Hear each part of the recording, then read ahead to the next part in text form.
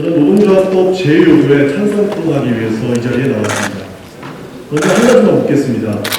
원청에 입사하지 않고 하청 노동자가 된 것이 죄입니까? 실제 일을 시키는 원청과 협상하고 일을 할 수 있는 노동 현장을 만들어 달라는 요구하는 것, 그저 올바른 노동 환경에서 일할 수 있도록 그저 동등하게 사람 취급해달라는 것이 그렇게 잘못됐습니까? 노동자의 기본권에 대한 요구를 무시하고 불법 파업 운운하면서 손해배상 폭탄을 던져서 압박하고 죄인 취급하는 것이 그것이 올바른 사회입니까? 저는 하청 노동자의 아들입니다. 평생 하청 노동자의 삶을 보았습니다. 그들도 여기 계신 의원님들과 다르지 않습니다. 심지어 거부권을 행사하신 대통령과도 다르지 않습니다. 그저 자신과 가족을 위해서 하루하루 주어진 일을 해나가는 지극히 평범한 사람들입니다. 그런데 그들에게 부당한 임금, 부당한 처우, 부당한 환경들이 그들의 삶을 해치려고 할 때 그 부당한 일을 바로잡기 위해서 원청과의 교섭권을 달라고 하는데 우리 국회가 무슨 권리로 당신들은 그런 자격이 없다라고 선언하는 것입니까? 우리는 노동자들을 보고 매번 대한민국을 이끄는 사업 여군이라고 하지 않았습니까? 심지어 학교에서 학생들에게도 그렇게 가르치지 않았습니까? 그런데 그 사회 여군들이 자신에게 주어진 부당한 대우에 맞서 정당한 권리를 요구하고 올바른 노동환경을 만들어달라는 이야기를 이렇게 거부권과 입법권으로 막아야 속이 시원하겠습니까? 저는 국회 환경노동위원입니다. 그리고 이 하청 문제를 심도 깊게 살펴봤습니다. 작업 환경이 위험하니까 안전하게 해달라고 요청하면 하청업체는 작업 환경은 원청 소관이라고 말합니다. 그리고 원청업체 역시 우리 소관이 아니라 당신이 고용을 한 업체에 가서 말하라 라고 답변합니다. 안전한 환경을 만들어달라는 지극히 상식적인 요청에 아무 책임도 지지 않습니다. 그렇게 일하다 다치거나 죽으면 그냥 본인 손해일 뿐입니다. 임금도 마찬가지입니다. 많은 하청 노동자들은 최저생계비만 받고 일하고 있습니다. 임금을 조금만 올려달라고 요구하면 하청업체는 나몰라라, 원청은 우리 소관이 아니다 라고 답할 뿐입니다. 일은 원청에서 다 시켜놓고 이것이 무슨 행태입니까? 그렇다면 우리나라에서 하청 노동자의 처우 개선은 도대체 누구에게 호소해야 되는 것입니까? 이 법은 적어도 사람답게 살기만 해달라고 말하는 법입니다. 하청 노동자도 사람답게 살 수 있게 원청과 대화할 수 있는 권리를 부여하는 법입니다. 작업 지시는 원청이 다 하고 작업할 구역까지 정해주면서 임금과 작업 환경 그리고 사고 날 때만 나몰라라 하는 사회가 정상입니까? 파업을 했다고 해서 누군가 스스로 생을 마감할 수밖에 없는 상황이 된다면 이것이 심각한 비정상이 아니고 무엇이겠습니까? 노조활동으로 자살하는 사태가 2002년부터 있었습니다. 그리고 20년이 흘렀습니다. 이 갈등이 얼마나 농축되어 있는지 잘 아실 겁니다. 2002년 부산 중공 파업 사태로 사측은 노조를 상대로 65억 원의 손해배상액을 청구했고 결국 노조 간부가 분신 자살했습니다. 2011년 한진중공업의 정리해고에 반대하는 노동쟁의가 있었고 사측은 노조를 상대로 158억 원의 손해배상 청구를 했습니다. 조합원 최 씨도 자살했습니다. 그 뒤로도 손해배상 폭탄은 끊이지 않았습니다. 대우조선 해양 사태를 보십시오. 노조 측에 470억을 청구했습니다. 이거 갚으라고 하는 돈으로 청구한 겁니까? 아니면 헌법이 보장하는 노조할 권리를 억압하려고 청구한 것입니까? 윤석열 정부도 약자와의 동행을 한다고 매번 말하지 않았습니까? 그런데 왜 매번 강제동에 서 있는 것입니까? 거부권을 행사한 대통령은 부끄러운 줄 아셔야 합니다. 존경하는 의원님들께 호소드립니다. 손해배상 폭탄으로 사람이 죽고 있습니다. 이것이 진정 사회 문제가 아니란 말입니까? 사회 문제가 불거지고 국민이 고통받는다면 정부와 국회는 마땅히 대안을 고민해야 합니다. 그것이 정치 아닙니까? 그리고 이 법은 노조를 위한 법도 아닙니다. 우리 사람 여군이 노동자들에게 그저 정당한 요구를 할 수 있도록 최소한의 권리를 주는 법입니다. 정파를 보지 말고 단체를 보지 말고 사람만 봅시다. 제도적 문제로 우리 가족이, 우리네 가장이 죽어가는 상황을 야기한다면 이제는 국가와 사회가 개선해야 되지 않겠습니까? 이 법이 통과되어야 하는 이유는 분명합니다. 존경하는 송대 선배 동료님들께서 제1 5대 이 법에 찬성 표결해 주실 것을 간곡하게 요청드립니다. 정명진 의원 수고하셨습니다. 다음으로 박성중 의원 나오셔서 토론해 주시기 바랍니다.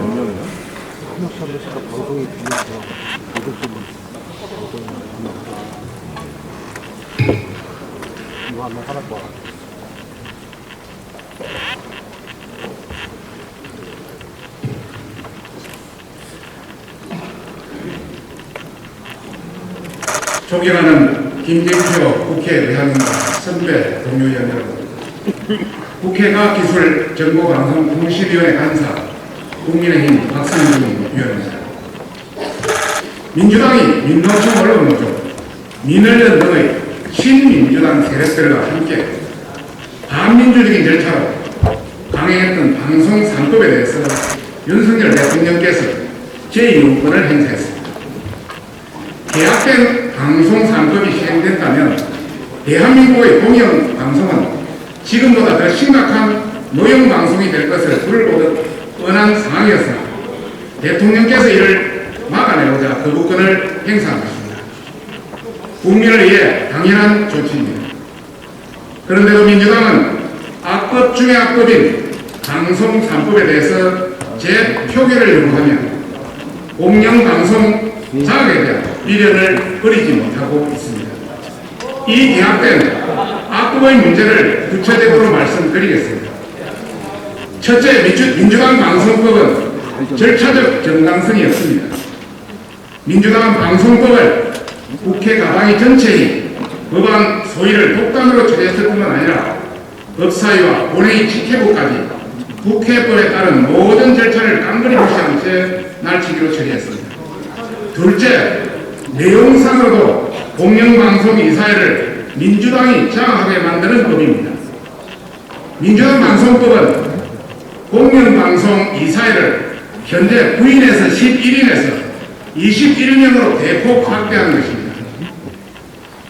국회 교섭단체 추천권을 5명으로 부여해서 대의민주주의로 선출된 국회 권한을 대폭 축소해서 국민의 대표성을 무력화시켰습니다. 방송 및 미디어 관련 학회에 6명을 부여했습니다. 유력하게 거론되는 한국언론정보학회, 한국언론학회는 TV조선 제허가 조작 사건에 연루된 학회들입니다. 방송 직능단체에 6명을 부여했습니다. 이들은 끝도 밑도 없이 보수 진영을 공격하고 민노총 언론노조 성명서 및 집회에 당물로 참여하는 단체로 방송기자연합회, 한국PD연합회, 한국방송기술인연합회입니다. 끝으로 시청자위원회 4명을 위했습니다. KBS, MBC, EBS의 시청자위원회는 사장과 언론노조가 결정하여 운영하므로 시청자위원회가 아니라 민노총위원회라고 불러야 불릴 것입니다. 이렇게 추천되면 이 사회는 여당은 최대 7명, 그렇게 해서 21명 중에 친민주당 세력이 3분의 2 이상을 장악하게끔 설계되어 있습니다. 셋째, 대전안에서 제시하고 있는 방송단체들의 활동 면면을 보면 끝도 없이 윤석열 대통령 정부 여당을 공격하는 단체들입니다. 문제의 방송 찍는 단체들은 이재명의 사법 리스크, 조국 사건 등 민주당의 비리에 대해서는 침묵으로 일관하고 정부와 보수 진영을 거의 매주 한 번꼴로 밑도 끝도 없이 공격하는 자평양 단체들인데 어떻게 방송의 공정성을 기대할 수 있겠습니까? 국민 여러분, 그리고 선배 동료 의원 여러분, 민주당 방송 3법 개정안은 공영방송을 무덤으로 보내는 사형 선고를 내리는 것입니다. 오늘 민주주의를 지탱하는 제4호인 공영방송을 지키기 위해 선배 동료 의원 여러분께서 방송 3법을 심판해 주시기 바랍니다. 다시 한번 말씀드리면 오늘 민주주의를 지탱하는 제4호인 공영방송을 지키기 위해 선배 동료 의원 여러분께서 방송 3법을 심판해 주시기 바랍니다. 또한 민주당은 이렇게 문제가 많은 방송 3법을 날치기로 통과시켰지만 300만 경남도민과 4천 주민, 대한민국 국민 모두가 염원하는 우주항공청 법안은 대통령 공약이라는 이유로 발목을 잡고 있습니다. 대한민국의 미래가 달린 우주항공 산업이 민주당의 몽리로 인해 지연되고 있음에 개탄을 따릅니다. 민주당은 대한민국의 미래를 정쟁으로 삼지 말고 우중청, 우주항공청 법안을 조속히 통과시키는데 적극 협조해 줄 것을 촉구하는 바입니다. 감사합니다. 네, 박성준 의원 수고하셨습니다. 마지막으로 정필모 의원 나오셔서 토론해 주시기 바랍니다.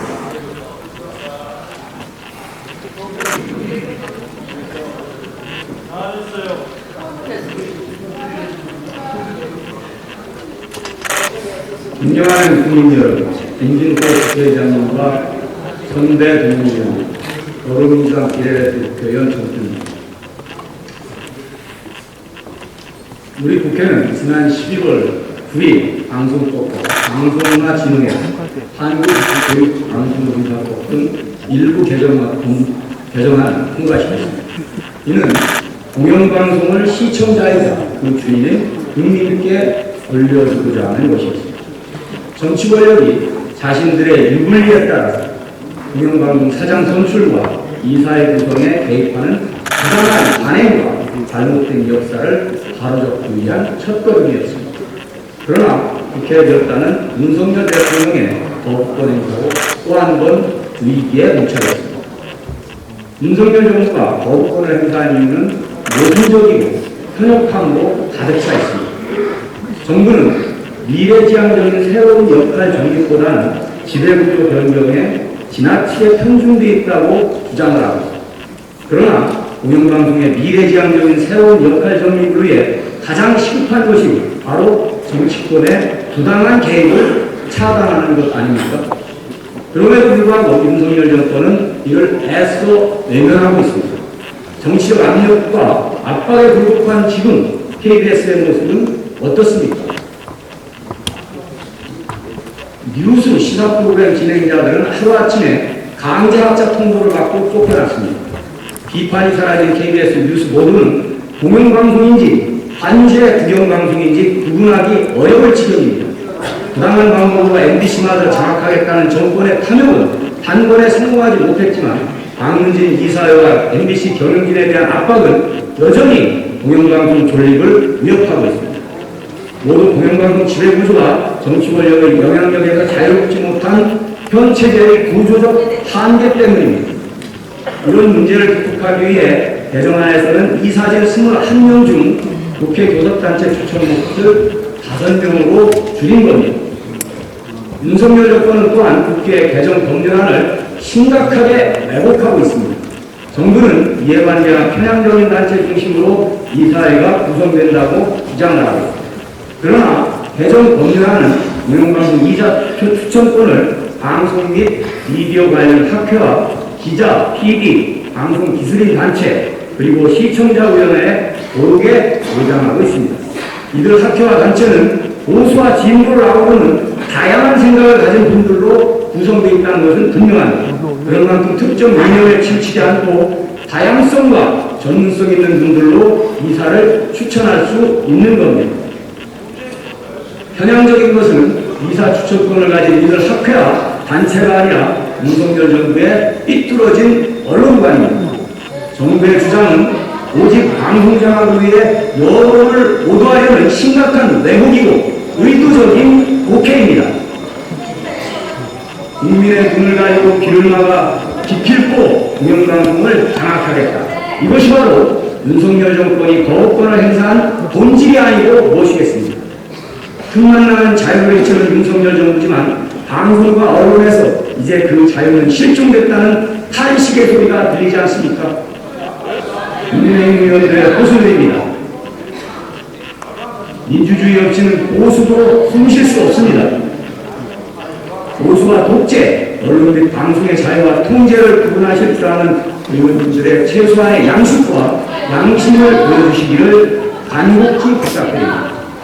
오늘 방송헌법에 대한 제 의견은 국회가 국민의 민의를 존중하고 민주주의를 지킬 수 있는지 그 결의를 보여줄 수 있는 마지막 시험대임을 잊지 말아주십시오. 오늘 국회가 진정으로 공영방송을 정치 권력의 부당한 개입으로부터 해방시킨 날로 기록될 수 있도록 꼭 찬성해 주시기를 간곡히 청합니다. 경청해 주셔서 감사합니다. 정필모 의원 수고하셨습니다. 이상으로 토론을 종료할 것은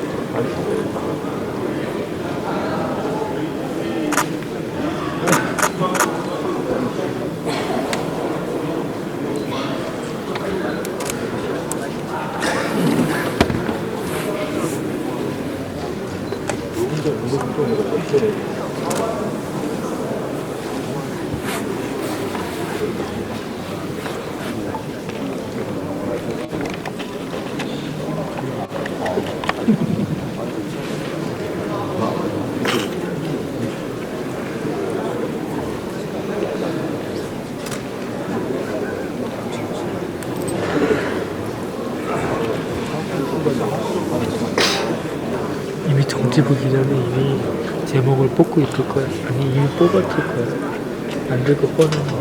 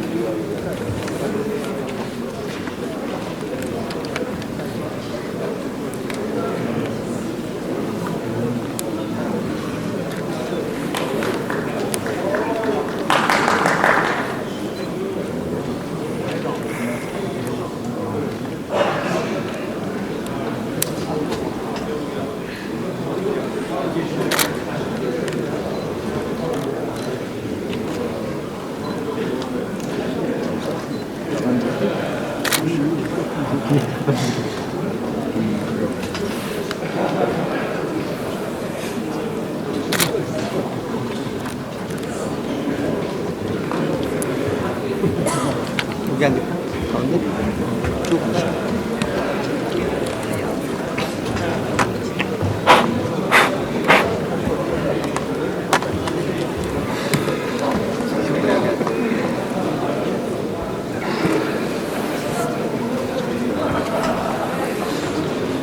투표를 다 하셨으니까 그러면 투표를 마치겠습니다.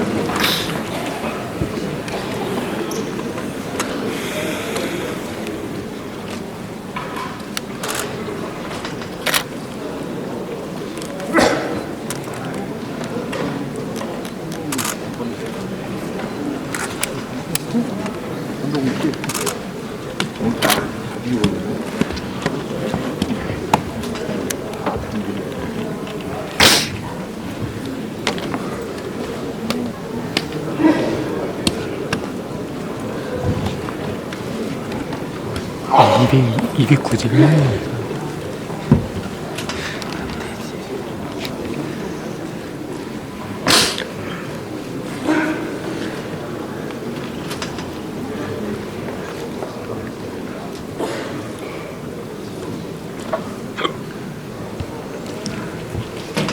투표 결과를 말씀드리겠습니다. 먼저 노동조합 및 노동관계조합법 일부 개정 동일한 제2예산 총 표수 291표, 다 175표, 부 115표 기권 1표로서 의결되었음을 선포합니다.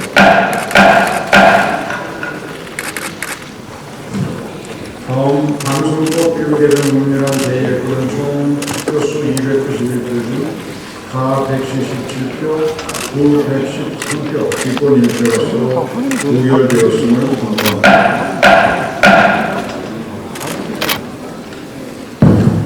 다음 방송문화진흥법 일부 개정 동일한 제2예산 총 표수 291표 중 다 177표, 부 113표, 기권 1표로서 의결되었음을 선포합니다.